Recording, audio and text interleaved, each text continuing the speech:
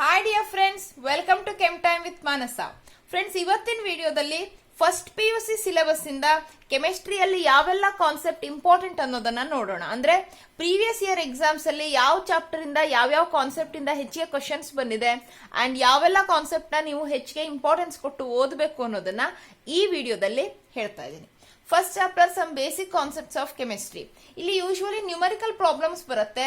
Limiting reagent, mole concept, empirical and molecular formula, then some concentration terms, molarity, molality and mole fraction. ಇವಿಷ್ಟು concept ಅಲ್ಲಿ numerical problems ನ ಕೇಳ್ತಾರೆ. Especially mole concept ನ ನೀವು ತುಂಬಾ importance ಕೊಟ್ಟು ಓದ್ಬೇಕು. ಅಂದ್ರೆ number of particles, mass and molar mass, ಇವುಗಳಲ್ಲಿ ಯಾವುದೇ ಎರಡು ಕ್ವಾಂಟಿಟಿ ಕೊಟ್ಟರು ಕನ್ವರ್ಷನ್ ಆಗಿರಬಹುದು ಅಥವಾ ನಂಬರ್ ಆಫ್ ಪಾರ್ಟಿಕಲ್ಸ್ ನ ಕ್ಯಾಲ್ಕುಲೇಟ್ ಮಾಡೋಕೆ ಕೇಳೋದು. ಇವೆಲ್ಲ ಏನಂತಂದ್ರೆ ಈ ಮೋಲ್ ಕಾನ್ಸೆಪ್ಟ್ ಅಥವಾ ಮೊಲಾರಿಟಿ ಅಂಡ್ ಮೊಲಾಲಿಟಿ ಎಕ್ಸೆಟ್ರಾ ನಿಮ್ಗೆ ಇದೊಂದು ಚಾಪ್ಟರ್ ಅಂತಲ್ಲ, ಸೆಕೆಂಡ್ PUC ಸೊಲ್ಯೂಷನ್ ಚಾಪ್ಟರ್ ಇಂದ ಕ್ವಶನ್ ಬರುವಂತ ಕ್ವಶನ್ಗೆ ಕೂಡ ಈ ಕಾನ್ಸೆಪ್ಟ್ ಹೆಲ್ಪ್ ಆಗುತ್ತೆ.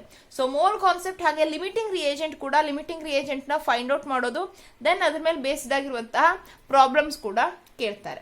So some basic concepts of ಕೆಮಿಸ್ಟ್ರಿಯಲ್ಲಿ mole concept and limiting reagent, then ಈ ಕಾನ್ಸಂಟ್ರೇಷನ್ ಟರ್ಮ್ಸ್ ನ ಅಂಡ್ ಆದಷ್ಟು ಹೆಚ್ಚಿಗೆ ನ್ಯೂಮರಿಕಲ್ ಪ್ರಾಬ್ಲಮ್ಸ್ ನ ಸಾಲ್ವ್ ಮಾಡಿ.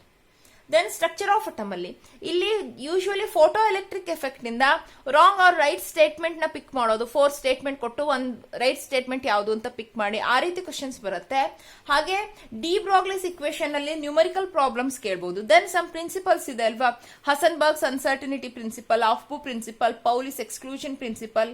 ಈ ಪ್ರಿನ್ಸಿಪಲ್ ನ ಸ್ಟೇಟ್ಮೆಂಟ್ ಅಥವಾ ಅಲ್ಲಿ ಏನಂತಂದ್ರೆ ಅಪ್ಲಿಕೇಶನ್ಸ್ ಏನಿದೆ, ನೀವು ಅಲ್ಲಿ ಯಾವ್ದು ಯೂಸ್ ಮಾಡ್ತೀರಾ ಅಥವಾ ಅವುಗಳನ್ನು ಯೂಸ್ ಮಾಡಿರೋದು ಯಾವ ಆನ್ಸರ್ ಕರೆಕ್ಟ್ ಇದೆ 4 ಆಪ್ಷನ್ಸ್ ಅಲ್ಲಿ, ಆ ರೀತಿಯಾದಂತಹ ಕ್ವಶನ್ಸ್ ಬರುತ್ತೆ.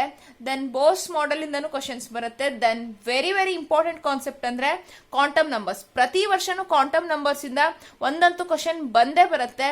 ಸೊ ಕ್ವಾಂಟಮ್ ನಂಬರ್ಸ್ ನ ಹಾಗೆ ಉಳಿದು ಈ ಪ್ರಿನ್ಸಿಪಲ್ ಅಂಡ್ ಅಪ್ಲಿಕೇಶನ್ಸ್ ನ ಕರೆಕ್ಟ್ ಆಗಿ ನೋಡ್ಕೊಳ್ಳಿ. Then classification of elements and periodicity in properties. ಇಲ್ಲಿ atomic radius, ionisation enthalpy and electronegativity, sometimes electron gain enthalpy, ಇವುಗಳ ಆರ್ಡರ್ಸ್ ಅಂಡ್ ಎಕ್ಸೆಪ್ಷನ್ಸ್ ನ ಕೇಳ್ತಾರೆ. ಅಂದ್ರೆ along the period or along the group ಏನ್ changes ಆಗುತ್ತೆ ಆ ಆರ್ಡರ್ಸ್ ನ ನೆನ್ಪಿಟ್ಕೊಳ್ಳೋದು.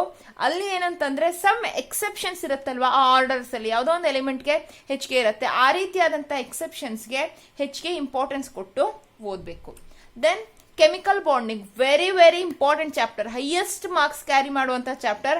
ಹಾಗೇನೆ ನೀವು ನೋಡಿರಬಹುದು ಕೆಮಿಕಲ್ ಬಾಂಡಿಂಗ್ ಅಲ್ಲಿ ಯಾವುದೇ ಒಂದು ಪೋರ್ಷನ್, ಒಂದು ಸೆಂಟೆನ್ಸ್ ಕೂಡ ಡಿಲೀಟ್ ಮಾಡಿಲ್ಲ. ಈಗೇನು ರೆಡ್ಯೂಸ್ಡ್ ಸಿಲೆಬಸ್ ನೇ CET ಕೇಳ್ತಾ ಇದ್ದಾರೆ, CET ಆರ್ ನಿಮ್ಮ ಆನ್ಯುವಲ್ ಎಕ್ಸಾಮ್ ಆಗಿರ್ಬೋದು. ಈ 30% ರೆಡ್ಯೂಸ್ಡ್ ಸಿಲೆಬಸ್ ಅಲ್ಲಿ ಕೆಮಿಕಲ್ ಬಾಂಡಿಂಗ್ ಇಂದ ಯಾವ ಕಾನ್ಸೆಪ್ಟ್ ಕೂಡ ಡಿಲೀಟ್ ಆಗಿಲ್ಲ. ನೀವು ಇಡೀ ಚಾಪ್ಟರ್ ನ ಓದಬೇಕು and very very important chapter for your examination. So ಇಲ್ಲಿ ಲೂಯಿಸ್ ಸ್ಟ್ರಕ್ಚರ್ಸ್ ಬಗ್ಗೆ ಕ್ವಶನ್ ಕೇಳ್ತಾರೆ. ಅಂದ್ರೆ ಯಾವ ಸ್ಟ್ರಕ್ಚರ್ ಕರೆಕ್ಟ್ ಆಗಿದೆ ಅಂತಾನೋ ಅಥವಾ formal charge on the atoms ಬಗ್ಗೆನೋ ಆ ರೀತಿ ಕ್ವಶನ್ ಬರುತ್ತೆ. ಹಾಗೆ bond parameters, bond length, bond order etcetera, ಆ ಪ್ಯಾರಾಮೀಟರ್ಸ್ ಬಗ್ಗೆ ಕ್ವಶನ್ ಬರುತ್ತೆ. Then VSEPR theory, very very important. ಇಲ್ಲಿ lone pair, bond pair, repulsions ಬಗ್ಗೆ ಆಗಿರಬಹುದು ಅಥವಾ number of lone pairs and bond pairs ಆಗಿರಬಹುದು. Then shapes of the molecules, ನಿಮ್ಗೆ lone pair or bond pair ಎಷ್ಟಿದೆ ಅನ್ನೋದ್ರ ಮೇಲೆ ಅದರ ಜಿಯೋಮೆಟ್ರಿನಲ್ಲಿ ಏನಾದ್ರು ಚೇಂಜಸ್ ಆಗಿದೆಯಾ ಅಥವಾ ಯಾವ ಮಾಲಿಕ್ಯೂಲ್ಗೆ ಯಾವ ಶೇಪ್ ಇರುತ್ತೆ. ದೆನ್ ಹೈಬ್ರಿಡೈಸೇಷನ್, ವೆರಿ ಇಂಪಾರ್ಟೆಂಟ್, ಯಾವ ಹೈಬ್ರಿಡೈಸೇಷನ್ ಇದೆ ಅಥವಾ ಹೈಬ್ರಿಡೈಸೇಷನ್ ಇದ್ರೂ ಡಿಸ್ಟಾರ್ಟೆಡ್ ಜಿಯೋಮೆಟ್ರಿ ಇದೆಯಾ, ಆ ರೀತಿಯಾದಂತಹ ಕಾನ್ಸೆಪ್ಟ್ ಮೇಲೆ ಹೆಚ್ಚಿಗೆ ಕ್ವಶನ್ ಬರುತ್ತೆ. ದೆನ್ MOT ಬಗ್ಗೆ ಕೂಡ ಕ್ವಶನ್ಸ್ ಬರುತ್ತೆ. ಸೊ ಇಲ್ಲಿ ನೀವು ಹೈಬ್ರಿಡೈಸೇಷನ್ ತುಂಬಾ ಇಂಪಾರ್ಟೆನ್ಸ್ ಕೊಟ್ಟು, ಹಾಗೆ ಈ lone pair and bond pair total concept ಏನಿದೆ ಅಂದ್ರೆ ರಿಪಲ್ಷನ್ ಆಗಿರ್ಬಹುದು ಅಥವಾ ಜಿಯೋಮೆಟ್ರಿನಲ್ ಚೇಂಜಸ್ ಆಗಿರ್ಬಹುದು, ಆ ರೀತಿಯಾದಂತಹ ಕಾನ್ಸೆಪ್ಟ್ಗೆ ತುಂಬಾ ಇಂಪಾರ್ಟೆನ್ಸ್ ಕೊಟ್ಟು ಓದಬೇಕು. ದೆನ್ ಸ್ಟೇಟ್ಸ್ ಆಫ್ ಮ್ಯಾಟರ್, ಇಲ್ಲಿ ಗ್ಯಾಸ್ ಲಾಸ್ ಇಂಪಾರ್ಟೆಂಟ್ ಆಗಿದೆ, ಅಲ್ಲಿ ನ್ಯೂಮರಿಕಲ್ ಪ್ರಾಬ್ಲಮ್ಸ್ ನ ಕೇಳಬಹುದು. ಹಾಗೆ ideal gas equation and real gas and ideal gas, again ಈ ಕಾನ್ಸೆಪ್ಟ್ ಅಲ್ಲಿ ಕೂಡ ರಾಂಗ್ ಸ್ಟೇಟ್ಮೆಂಟ್ ಯಾವುದು ಅಂತ ಪಿಕ್ ಮಾಡಿ ಆ ರೀತಿಯಾದಂತಹ ಕ್ವಶನ್ಸ್ ಬರ್ಬೋದು. Or real gas and ideal gas comparison ಅಲ್ಲಿ ಒಂದಿಷ್ಟು ಕ್ವಶನ್ಸ್ ಬರ್ಬೋದು. ದೆನ್ ಕಾಂಪ್ರೆಸಿಬಿಲಿಟಿ ಫ್ಯಾಕ್ಟರ್ Z ಬಗ್ಗೆ ಕೂಡ ತುಂಬಾ ಸಲ ಕ್ವಶನ್ ಕೇಳಿದ್ದಾರೆ. Then kinetic theory of gases, ಅದು ಕೂಡ ಇಂಪಾರ್ಟೆಂಟ್ ಆಗಿದೆ. ದೆನ್ ಥರ್ಮೋಡೈನಮಿಕ್ಸ್ ಅಲ್ಲಿ usually spontaneity of the reaction ಬಗ್ಗೆ ಕ್ವಶನ್ಸ್ ಬರುತ್ತೆ.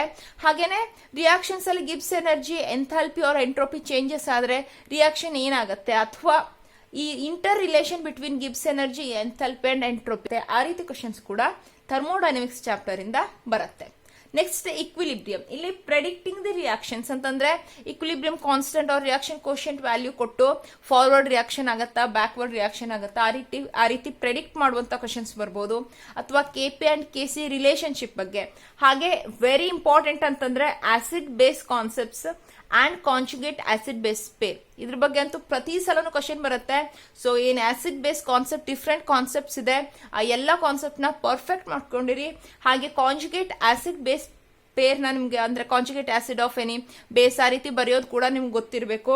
Then buffer solutions, common ion effect, ಇವು ಕೂಡ ಇಂಪಾರ್ಟೆಂಟ್. ಹಾಗೆ ಸೊಲ್ಯುಬಿಲಿಟಿ ಕಾನ್ಸೆಪ್ಟ್ ಅಲ್ಲಿ ನ್ಯೂಮರಿಕಲ್ ಪ್ರಾಬ್ಲಮ್ಸ್ ನ ಕೇಳಬಹುದು. ಇಲ್ಲಿ ಏನಂತಂದ್ರೆ ನೀವು ಬಫರ್ ಸೊಲ್ಯೂಷನ್ಸ್ ಆಗಿರ್ಬೋದು ಆರ್ ಕಾಮನ್ ಅಯೋನ್ ಎಫೆಕ್ಟ್ ಈ ರೀತಿ ಕಾನ್ಸೆಪ್ಟ್ ಅಲ್ಲಿ ನೀವು ಯಾವುದೋ ಒಂದೆರಡು ಸೊಲ್ಯೂಷನ್ ನ ಎಕ್ಸಾಂಪಲ್ ನೆನ್ಪಿಟ್ಕೊಳ್ಳೋದಕ್ಕಿಂತ ಅಥವಾ ಸೊಲ್ಯುಬಿಲಿಟಿನಲ್ಲಿ ಯಾವುದೋ ಒಂದಿಷ್ಟು ನ್ಯೂಮರಿಕಲ್ ಪ್ರಾಬ್ಲಮ್ಸ್ ನ ಸಾಲ್ವ್ ಮಾಡಿ ನೆನ್ಪಿಟ್ಕೊಳ್ಳೋದಕ್ಕಿಂತ ಕಾನ್ಸೆಪ್ಟ್ ನ ಅರ್ಥ ಮಾಡ್ಕೊಳ್ಳೋದು ತುಂಬಾ ಇಂಪಾರ್ಟೆಂಟ್. ಯಾಕಂತಂದ್ರೆ ಬಫರ್ ಸೊಲ್ಯೂಷನ್ಸ್ ಆಗಿರ್ಬೋದು ಅಥವಾ ಕಾಮನ್ ಅಯೋನ್ ಎಫೆಕ್ಟ್ ಅಪ್ಲೈ ಮಾಡಿರುವಂತಹ ಸೊಲ್ಯೂಷನ್ಸ್ ಆಗಿರ್ಬೋದು, ಅವೆಲ್ಲ ಏನಂತಂದ್ರೆ ನೀವು ಓದ್ಕೊಂಡು ಹೋಗಿದ್ದೆ ಕೇಳ್ತಾರೆ ಅಂತ ಹೇಳೋಕ್ ಬರಲ್ಲ. ಸೊ ನಿಮ್ಗೆ ಕರೆಕ್ಟ್ ಆಗಿ ಕಾನ್ಸೆಪ್ಟ್ ಅರ್ಥ ಆಗಿದೆ ಅಂತಂದ್ರೆ ಯಾವುದೇ ರೀತಿಯಾದಂತಹ ಕ್ವಶನ್ ಬಂದ್ರು ಆನ್ಸರ್ ಮಾಡ್ಬೋದು. ಸೊ ಅದಕ್ಕಾಗಿ ಎಕ್ಸಾಂಪಲ್ಸ್ ನೆನ್ಪಿಟ್ಕೊಳ್ಳೋದಕ್ಕಿಂತ ಕಾನ್ಸೆಪ್ಟ್ ನ ಅರ್ಥ ಮಾಡ್ಕೊಳ್ಳೋದಕ್ಕೆ ಟ್ರೈ ಮಾಡಿ, ಅದು ಹೆಚ್ಚಿಗೆ ಯೂಸ್ಫುಲ್ ಆಗಿರುತ್ತೆ.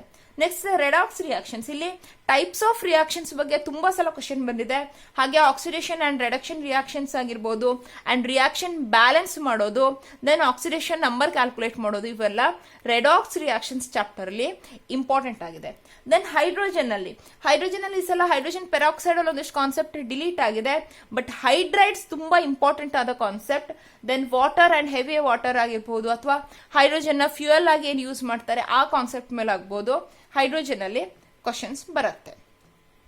Then S and P block elements, ಇಲ್ಲಿ ಏನಾಗಿದೆ ಅಂತಂದ್ರೆ ಯೂಶುವಲಿ ಸಮ್ ಕಂಪೌಂಡ್ಸ್ ನ ಸ್ಟಡಿ ಮಾಡೋದಿತ್ತು ನಿಮ್ಮ ಸಿಲೆಬಸ್ ಅಲ್ಲಿ, ಅವುಗಳ ಮೇಲೆ ಕ್ವಶನ್ ಬರ್ತಿತ್ತು. ಬಟ್ ಈ ಸಲ ಆ ಕಂಪೌಂಡ್ ಸ್ಟಡಿನ ಡಿಲೀಟ್ ಮಾಡಿರೋದ್ರಿಂದ ಅನಮೋಲಸ್ ಬಿಹೇವಿಯರ್ ಮತ್ತೆ ಕೆಮಿಕಲ್ ಪ್ರಾಪರ್ಟೀಸ್ ಮೇಲಂತೂ ಕ್ವಶನ್ ಬರುತ್ತೆ.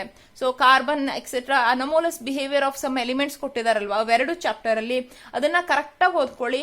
ಹಾಗೆ ಇಲ್ಲಿ ಕೂಡ ಪಿರಿಯಾಡಿಕ್ ಟ್ರೆಂಡ್ಸ್ ಅಂಡ್ ಎಕ್ಸೆಪ್ಷನ್ಸ್ ಬಗ್ಗೆ ನೀವು ಹೆಚ್ಚಿಗೆ ಇಂಪಾರ್ಟೆನ್ಸ್ ಕೊಡಬೇಕು. Then organic chemistry some basic principles and techniques, ಇಲ್ಲಿ resonance, inductive, electromeric effect and hyperconjugation, ಇವು 4 ಕಾನ್ಸೆಪ್ಟ್ ಕರೆಕ್ಟ್ ಆಗಿ ಗೊತ್ತಿರಬೇಕು. ಯಾಕಂತಂದ್ರೆ ಡೈರೆಕ್ಟ್ ಈ ಕಾನ್ಸೆಪ್ಟ್ ಅಲ್ಲಿ ಕ್ವಶನ್ ಬರದೆ ಹೋದ್ರು ಸಮ್ ರಿಯಾಕ್ಷನ್ ಏನು ಪ್ರಾಡಕ್ಟ್ ನ ಪ್ರೆಡಿಕ್ಟ್ ಮಾಡುವಂತಹ ಕ್ವಶನ್ ಆಗಿರಬಹುದು ಅಥವಾ ಸ್ಟೆಬಿಲಿಟಿ ಪ್ರೆಡಿಕ್ಟ್ ಮಾಡುವಂತಹ ಕ್ವಶನ್ ಆಗಿರಬಹುದು, ಆ ರೀತಿ ಸಮ್ ಕಾನ್ಸೆಪ್ಟ್ ಅಲ್ಲಿ ಈ ಎಫೆಕ್ಟ್ಸ್ ಏನಾಗುತ್ತೆ ಇಂಪಾರ್ಟೆಂಟ್ ಆಗಿರುತ್ತೆ. ಸೊ ಈ 4 ಎಫೆಕ್ಟ್ ಕರೆಕ್ಟ್ ಆಗಿ ಓದ್ಕೊಂಡಿರಿ. ಹಾಗೇನೆ very very important concept isomerism, ಪ್ರತಿ ಸಲ ಕ್ವಶನ್ ಬಂದೇ ಬರುತ್ತೆ. ದೆನ್ ಐಯುಪ್ಯಾಕ್ ನೊಮೆನಿಕ್ಲೇಚರ್ ಕೂಡ ತುಂಬಾ ಇಂಪಾರ್ಟೆಂಟ್.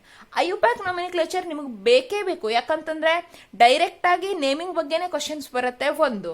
ಎರಡನೇದಾಗಿ ಸೆಕೆಂಡ್ PUC ಆರ್ಗ್ಯಾನಿಕ್ ಪಾರ್ಟ್ ಅಲ್ಲಿ ಏನ್ ಕ್ವಶನ್ಸ್ ಬರುತ್ತೆ ಅಂದ್ರೆ ಅಲ್ಡಿಹೈಡ್ಸ್, ಕೀಟೋನ್ಸ್ ಎಕ್ಸೆಟ್ರಾ, ಅವುಗಳಲ್ಲೆಲ್ಲ ಏನಂತಂದ್ರೆ ಎಲ್ಲ ಸಲನೂ ಸ್ಟ್ರಕ್ಚರ್ ಹಾಕಿರೋದಿಲ್ಲ, ಕಂಪೌಂಡ್ದು ನೇಮ್ ಕೊಟ್ಟಿರ್ತಾರೆ. ಸೊ ನಿಮ್ಗೆ ಅದು ಯಾವ ಕಂಪೌಂಡ್ ಏನು ಅಂತ ಗೊತ್ತಾಗಬೇಕು ಅಂತಂದ್ರೆ ಐಯುಪ್ಯಾಕ್ ನೇಮಿಂಗ್ ಕರೆಕ್ಟ್ ಆಗಿ ಗೊತ್ತಿರಲೇಬೇಕು.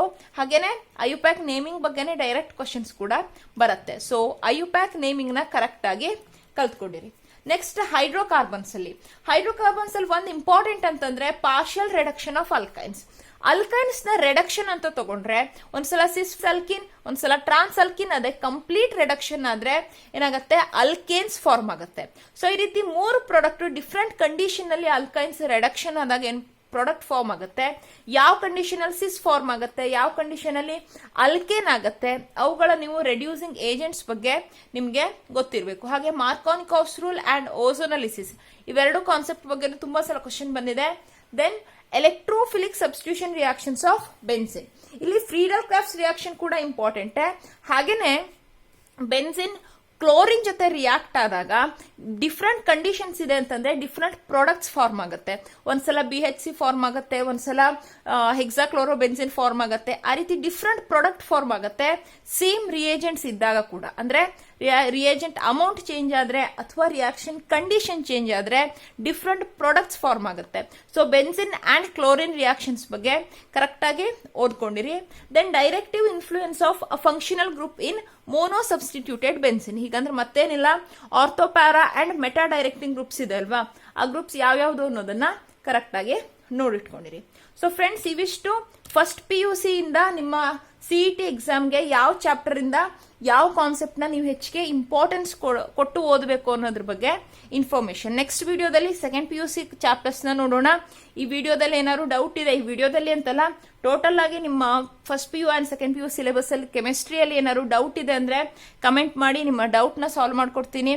ಹಾಗೆ ಈ ವಿಡಿಯೋ ಬಗ್ಗೆ ನಿಮ್ಮ ಒಪಿನಿಯನ್ ನ ಕಮೆಂಟ್ ಮಾಡಿ, ಈ ವಿಡಿಯೋನ ಲೈಕ್ ಮಾಡಿ, ನಿಮ್ಮ ಫ್ರೆಂಡ್ಸ್ ಜೊತೆ ಶೇರ್ ಮಾಡಿ, ಹಾಗೆ ನನ್ನ ಚಾನಲ್ಗೆ ಸಬ್ಸ್ಕ್ರೈಬ್ ಮಾಡಿ. Thank you.